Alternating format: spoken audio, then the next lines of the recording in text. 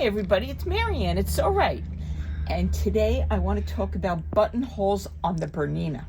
I have to say, Bernina has done a magnificent job of how they've designed their buttonholes, but the way that you can create a buttonhole to be specific the way you want it, which is very unusual.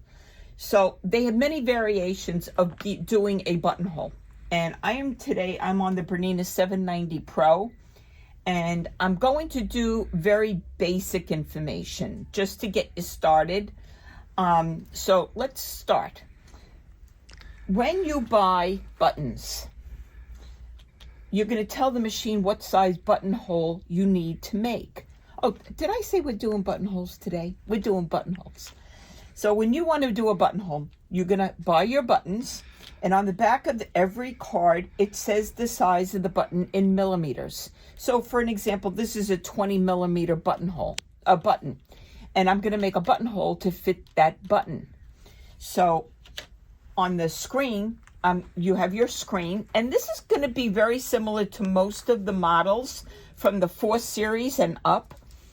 So a lot of information that I cover here is going to cover those models, the 4, the 5s, and the 7s, and even 8s, and the 990.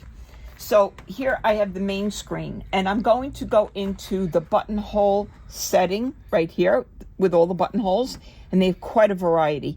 And you know, even myself, when I saw all these buttonholes, I was like, what the heck am I going to use all these for? What are their purposes? So if you touch your question and then touch the buttonhole that you're not sure about, it's going to tell you what that buttonhole was created for, which is very helpful, believe me. All right, so now we're going to go into the screen. And I want to point out something that on the 4, 5, 7 series, 8, you have something called the sewing consultant. So you go into the dress form and you tell it which fabric you're going to work on. And then when you do that, it's going to ask you what technique. And right here, if you pick the buttonhole, it's going to pick the right buttonhole for the fabric you told it you're going to work on. Otherwise, you would go into the buttonhole menu and pick the buttonhole. Now, just as an example, say for instance, this buttonhole, if I didn't know what that one was really designed for, all I have to do is touch the question and touch it. And it's going to tell me what that one buttonhole is generally used for. But I told it through the sewing consultant which fabric I'm going to use and pick buttonhole. It went to buttonhole number 51. So now that I've done that, I want to go into the information center, into the eye. And over here, it's giving us options. Now, I'm going to do the general one. Right here, I'm going to use the buttonhole that the sewing consultant chose for me. And then I'm going to go into the eye. And over here, I'm going to touch this symbol right here. And it tells me right now it would do a 14 millimeter button. Now, say, for instance, this buttonhole, it's not in the package. I could place it right here on the screen. Whoops. Right here on the screen. And then with either one of the knobs, I can turn the dial until the little circle gets just a little bit bigger than the button. So I've sized the button that way. Truthfully, the way I like to do it is I like to just use the dial to tell it the millimeter that I've seen on the card.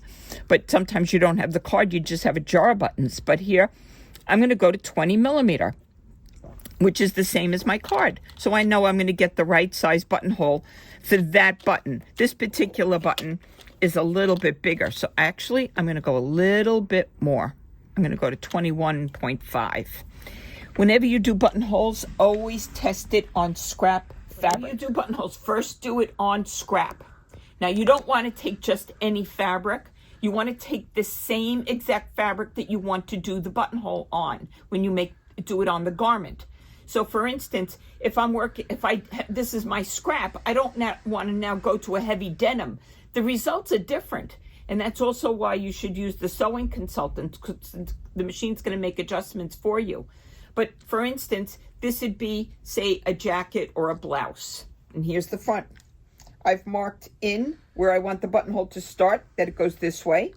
And I've marked my own choice. I chose to do my buttonholes 3 inches apart.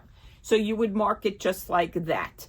And use chalk. I did this with pen, so it would stand out on the fabric while I did this YouTube, so you could see it, but don't use pen, use chalk. So now, I have my scrap fabric of the same the project. You're gonna make sure that you have your interfacing that's inside, as you always would. And then I'm gonna show you something else in just a moment that I'd add. But we wanna change the presser foot.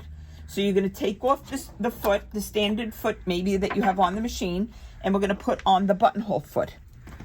3A. There is a 3C, but like I said, I'm just doing general information about a buttonhole and the easiest way to do them. So here's my 3A foot, and I'm going to put this on the machine. Up here is the size of the buttonhole in actual size. So I can take my fabric right next to the screen and see how big it's going to be in relation to my fabric. So now when I position this under the foot, the machine is going to sew forward first. So because I want to make sure I start on this line, because if I start here and it goes this way, I'm not ready for exactly to land on that spot. So I'm going to go this way so that it goes the other way. So I'm going to start with the line going this way down the center of the foot. My needle is going to start in the line going the other way. So I'm going to put that down there. I've got that marked. I'm going to put the foot down. But I want to do one more thing. Go. All right, the interfacing that I did put inside, it's going to be on the fabric on the outside of the garment. Not this would be your facing inside the garment. So my interfacing is fused to the right side that's going to be on the outside. Now, yes, there's many different kinds of interfacing, so generally refer to your pattern of what it's suggesting. Many years ago, I was watching Sandra Bernina. She was on Home and Garden TV, and she was showing a technique with doing the buttonholes. She said besides putting the interfacing in between the layers, she had stabilizer underneath. She says it gives it that extra support, because sometimes when you're doing a fabric, you might have fibers like a velvet or a velour corduroy, things like that, and those fibers can get hung up on the feed dogs.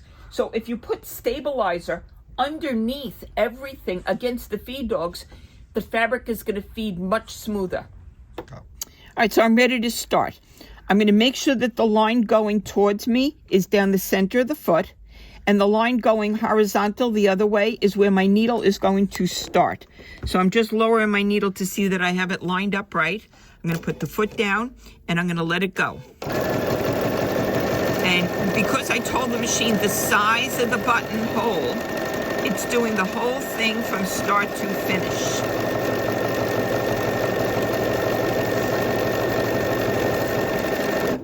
Wait for the machine to stop on its own. Trim. And there is my buttonhole. Isn't that awesome? I want to show you something. Watch this. Look here. And remember, I put the stabilizer underneath, and that is only temporary. That was just, it's going to get pulled away. But before I started the video, look at here.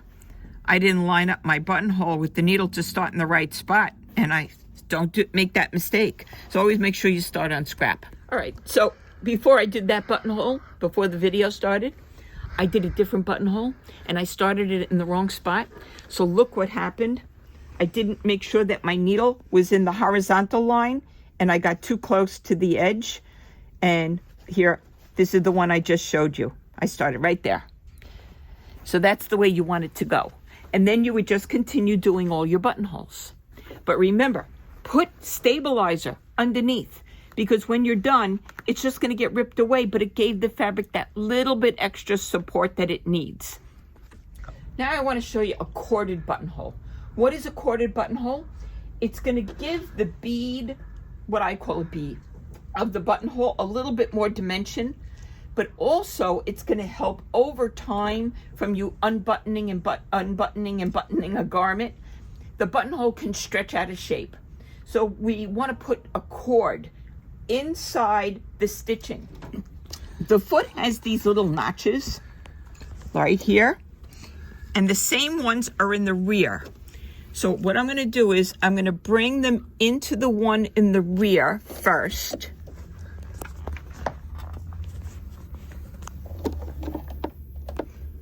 And then I'm bringing the cords forward under the foot. After I bring the cords back to the front, I'm going to line them up in the grooves, in the notches in the front. See right here? And look at, you can see in the center here how the cords are nice and parallel. So then, again, you're going to check your fabric is positioned correctly. And I'm going to lower my needle to see that it's going in the line going horizontal. And I'm going to put my foot down.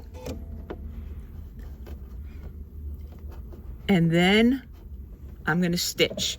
Now these cords, I'm just going to hold them straight up. Now you have to realize I'm using green thread and orange thread. You're going to use thread that matches your fabric, unless you're looking for a different look. Okay, so here we go.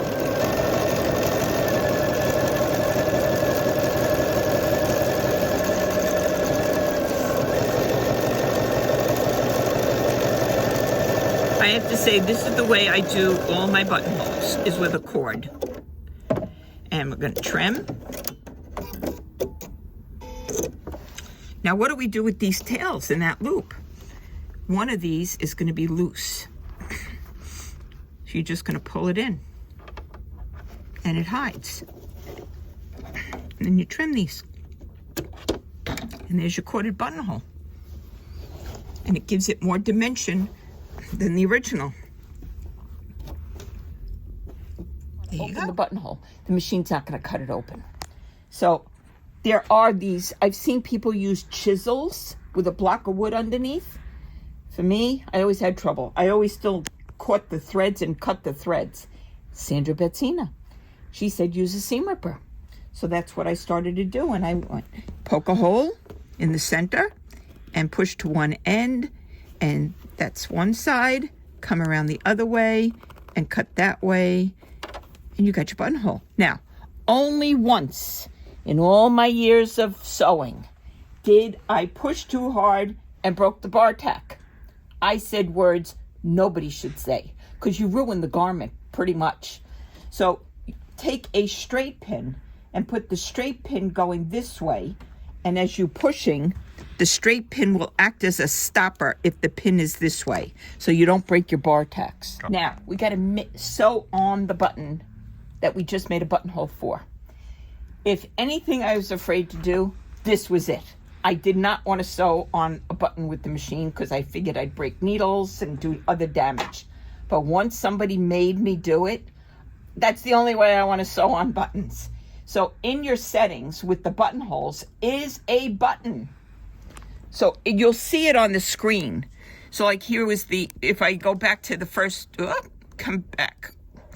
Oh, good. Here we go, back to the buttonholes. Here's your buttonholes, and there is your button. You would touch that.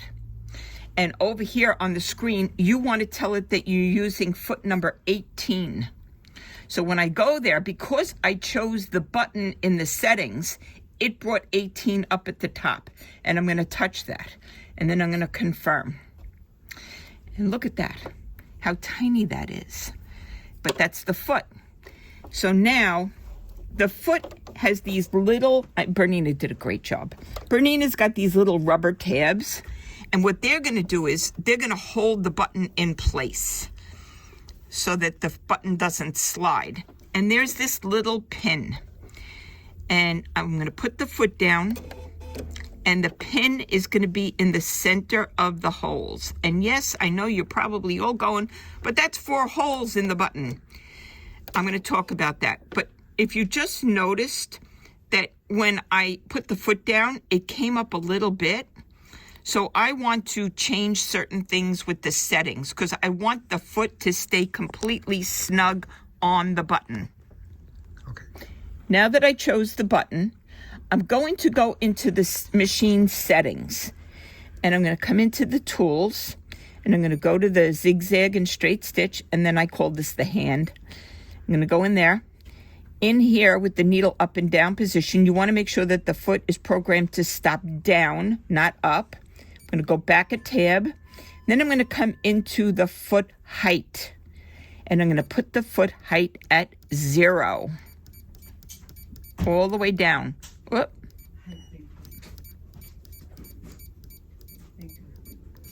Come on. 0, 0. So that when the foot goes down, it's down and it's snug now. All right, so a moment ago, I was in here and I said that we don't want the foot to come up. Then I'm going to go back a breadcrumb and I'm going to come into the foot height. And I put the foot height at 0, 0. And that made it that the foot is staying pretty snug under there. It's not really loose. Now that I did that, I'm going to close the screen. You have to do one more thing. We have to disengage the feed dogs, because if you think about it, the feed dogs are what's going to pull the fabric through. We don't want it doing that while we're sewing on a button. So I'm going to put down the feed dogs, which is the square button on the side of the machine. When you're going to sew on a button, you have to disengage the feed dogs so that it doesn't pull the fabric as it's stitching. Right, this button has 4 holes. I'm doing the 2 holes that are closest to me first. So I position the holes on either side of this pin, and I'm going to hand turn the wheel. Oh, there, my needle is hitting the button. So I'm going to just give it a little push. Even though those little rubber grips are holding it, I still have a little bit of adjusting to do. That's 1 hole. And then I'm going to go to the other one. There. Now that I know it's going in each hole, I can give it the gas. And it's going to stop on its own. When it stops, I have to do the other 2 holes in the rear. So I'm going to raise the foot. And I'm gently going to maneuver this forward a little bit, exposing the other 2 holes in the rear. And then I'm going to put the foot down. And again, I'm going to test to see that the needle is going in each hole. And then once I know that, give it the gas. I'm going to raise the foot, and the threads are wrapped around the pin. All I'm going to do is pull it forward. Now these are loose for a specific reason. I'm sure you all know what a shank is. When a button is sewn very tight, this one's loose because of that pin. But when it's sewn loose, you take your extra thread and you would trim these threads or pull them to the rear. But then you would wrap this around and then make a knot underneath and cut it short. But you now have a shank. So your button is not sewn so close that you can't button. And that's how you do a sewing on a button. Okay, so everyone, I want to say goodbye, but I want to remind you, what I have done today with the buttonholes is standard information. Bernina has made it that you can make your buttonholes specific to your needs as far as the size and the opening where the button goes. All these things are customizable in the machine, and it's only because of the way Bernina has designed their machines that you have that capability, which makes it so special. So I hope you enjoy doing buttonholes and that you're not afraid to do them. Get out there and do them. Have a good day. Bye.